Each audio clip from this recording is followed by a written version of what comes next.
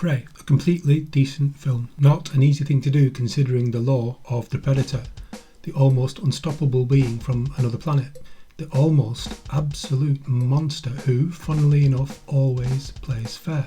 Which is weird, but it's also what makes the beast lovable in a really non-cuddly at all way. There are no spoilers in this review. Predator is one of the best action sci-fi films ever made. It blows most of the human race away on first viewing, and it began one of the most endearing concepts in film history ever. The second film, Predator 2, was kind of okay in a not that great sort of way. The best bit about it is just watching that mesmerising Danny Glover. The third film, Predators, was just not worth watching. And yeah, it's a masterpiece compared to the next one, The Predator. It's just a truly abysmal film. Really, it's just the worst film. Given the power and mystery of the monster in the title, it's complete Hollywood pants.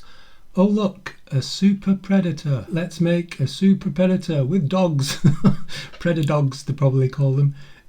Just imagine me and a lot of other people watching that and slowly shaking our heads. Predadogs.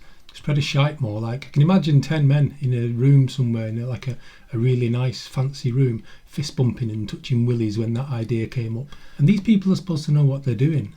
It was a bloody awful film and always will be. Alien vs Predator, that's a top draw idea, I thought. Absolute, just a really brilliant concept, and it's from a comic made in 1989. I did not know that. The film, though, that was really boring. Like most Hollywood or big budget films about aliens, the only scenes of interest were the ones with the monsters, but I just got the feeling that both of them knew the film was going to be crap, so neither gave it their all. So now we come to Prey, the only one worth mentioning apart from the original. This is the only other good film in the Predator series. It's careful to do what it does. It doesn't condescend, at least I didn't feel condescended at any point in the film. It doesn't go too deep, for sure. There's a good deal more that they could have said and shown about America's dark history, but it treads a fine line. It's a fine line to tread. And it does show the side of the Native American people we very rarely get to see, the humans behind the rubbish written in our history books.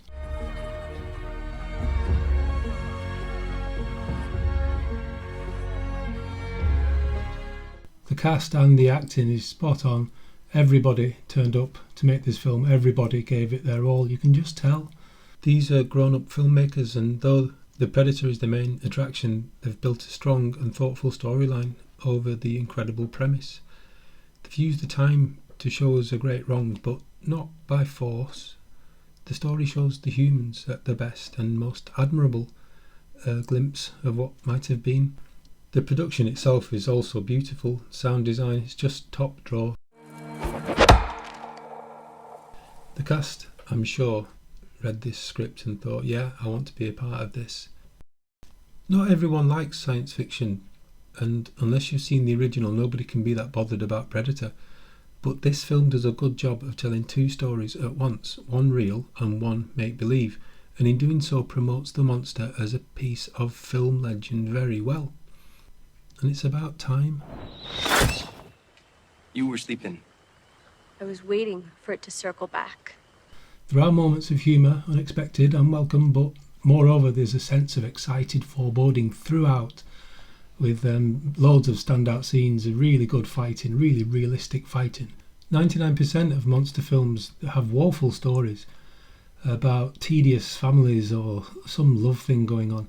This film thankfully doesn't bother with any of that nonsense. It just tells a simple story set in a certain time about what would happen if, where the if is like the most frightening thing the people could imagine, apart from the invading white man, that is. Watch the first film, Predator, as it's one of the best ever made. Don't bother with the rest, but watch Prey, because like the first one, it's a corker.